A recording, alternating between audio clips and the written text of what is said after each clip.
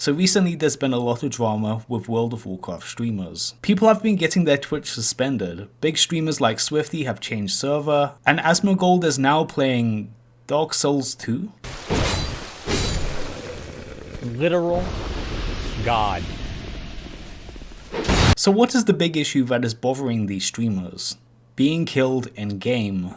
Shocking, I know. To think that you could get killed playing on a PvP server. It's like all Advertise has is like Test. like all he does is just like try and mind control people in the lava and stuff. And he stream snipes like constantly, right? But he'll get his Twitch account banned pretty soon, so at least there's that. Don't these people know that they're trying to stream on Twitch? Killing them is pretty inconsiderate.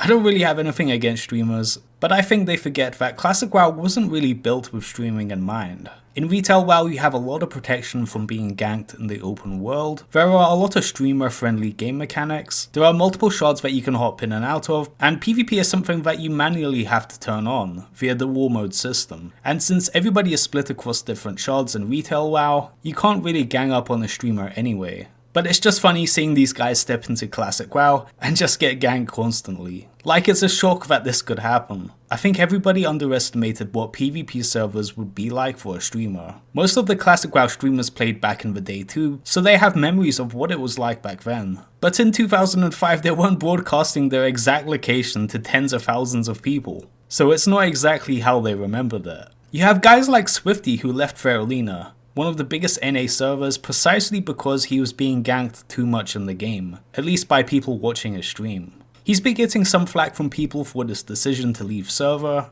and getting killed by the thousands of people watching your stream isn't exactly what everybody is going to enjoy. So I understand him wanting to transfer to a less populated server. At the end of the day, if being ganked in the open world isn't something that you can enjoy, you probably shouldn't be playing on a PvP server anyway, especially if you're a streamer. If you're a streamer, it's pretty much inevitable that you will be targeted. You can call that stream sniping if you want, but it's like leaving your wallet on the park bench, then being shocked that somebody took it. It's literally so easy to stream snipe someone that is streaming Classic WoW, that of course it's going to happen. It's normal that people want their 5 seconds of fame, and killing a classic streamer is a very easy way to get it. And it's not like streamers don't get benefits for being a streamer. Look at Asmongold. He has had viewers literally give him gold and gear for being a streamer. What is this here? 700 gold. Not even 1,000 gold. 700 gold, what is this here? Have a good day?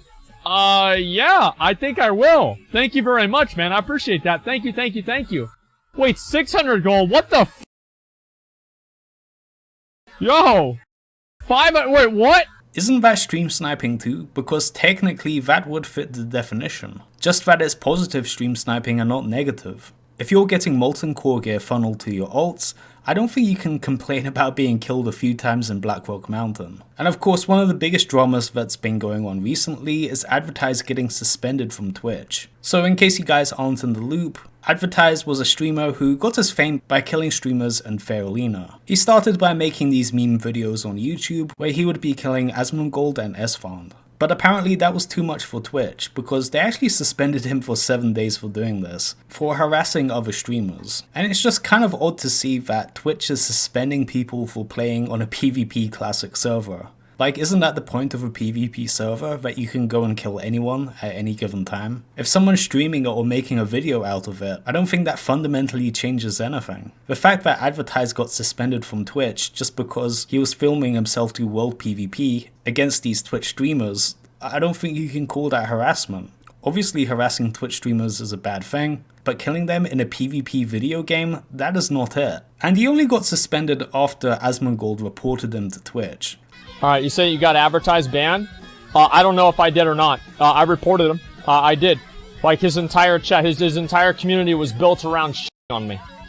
Okay, let's go. And I don't know, I know other people reported him too. It could have actually not even been me. Like, it's funny that Asmongold thinks that his report is equal to everybody else. He's like one of the top 10 earners on Twitch, and if he reports another streamer, you can bet that Twitch is going to take it very seriously. Yet he's pretending that it could be anybody that got him reported and suspended. Like, it's well known at this point that Twitch are pretty protective of their creators. It's not like YouTube where they just throw them to the wolves at any given moment. On Twitch, they're very protective of their big creators. Like if you're making a lot of money for Twitch, I'm pretty sure that they'll give you special treatment. And since not allowing harassment of big streamers is such a vague concept, you can really enforce it however way you want. It's not exactly a clearly defined rule, considering that you can actually get suspended by killing someone too enthusiastically in a game. They would call that harassment, at least in Advertise's case. The whole situation seems blown out of proportion. And you have Asmongold talking about how nobody disagrees with him, how all his other Twitch friends agree that Advertise should have been suspended. Every actual person I've talked to about this situation has told me that I was in the right. I don't know any genuine friend who I've talked to that said that this is acceptable. But any person that I talk to, any other streamer I talk to, and like other people I talk to, yeah, everybody told me this was the right thing to do. But if someone's streaming WoW on Twitch, they're not going to disagree with Asmongold, since Asmongold is kind of the kingmaker on Twitch. Their finances are pretty closely tied to being in the good graces of other streamers, so of course they're going to side with the bigger side. Like, it seems so obvious. Like, the other WoW streamers could see the situation and think, well, I really do want a restream from Asmongold, so I'm just gonna stay in his good graces. Since Asmongold holds quite a lot of sway, it's fair to say that not everybody is going to be as honest as possible, at least when drama is concerned. But I think it's funny to see how people are so unprepared for Classic WoW. You know, the whole social dynamic is very different. In the retail version of World of Warcraft, everything is so tightly controlled and there's so many safety nets and ways to avoid griefing and being unfairly killed in the game that people going into Classic WoW are just completely unused to it. Like, I really do think that retail WoW has softened people up. Back in the day, if you were corpse camping someone in World of Warcraft Classic,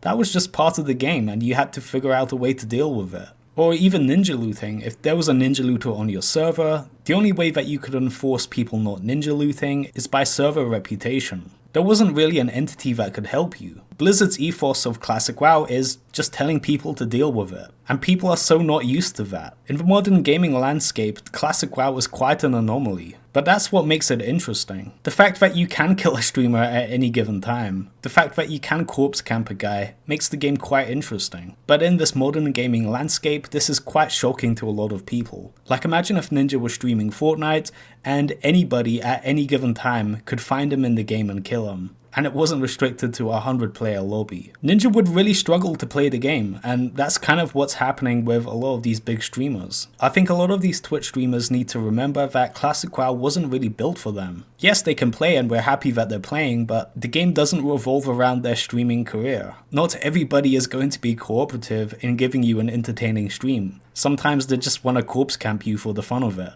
And if you're getting benefits for being a streamer while playing Classic WoW, you should take the crunchy with the smooth. It's not like being a streamer in Classic WoW is all bad. I wish I had other people to pay for my epic mount, but I don't, because I have 10 concurrent viewers on Twitch. There's also been a lot of complaints from people playing Alliance that the Horde have way too many people. Now, on some servers there's an undeniable faction imbalance, and that is just unfortunate for anybody playing Alliance. But the reason why I think the faction imbalance going to the Horde looks worse than it is because the Horde are more inclined to do world PvP than the Alliance. Now, this is just a theory I have, but the Horde racials are a lot better for PvP. So anybody planning to do a lot of PvP are probably going to prefer to play a Horde. You know, Will of the Forsaken or Hardiness are just quintessential PvP talents, whereas the Alliance talents are more geared for PvE. So I think on a lot of PvP servers, it appears that there's too many Horde, but I think that's more due to the fact that Horde are more likely to go in the open world and get into fights. That's just a theory I have. I mean, I could be wrong, but from my experience, Horde players are more likely to get in PvP than people playing Alliance. I mean, why else would you pick a race that gives you a 25% stun resist? That doesn't really help you in Molten Core. And if you look at the numbers, I mean, the faction imbalance on a lot of servers isn't that bad.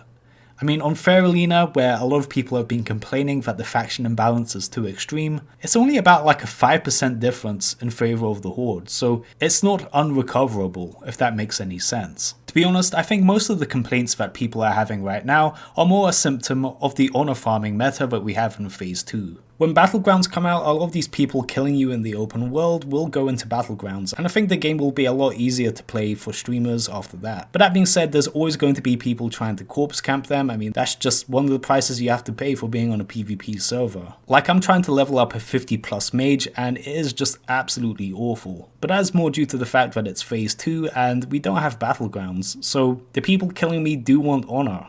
I can't really be mad at them for that. I think phase 2 is frustrating a lot of people right now, which is understandable, but then again, we all signed up for this experiment of Classic WoW. We all have to take the crunchy with the smooth, even if we don't get to play the game exactly how we want to play. Well anyway guys, I hope you enjoyed this video. If you enjoyed this video, please drop a like down below and subscribe to the channel. This is vaulty, signing out.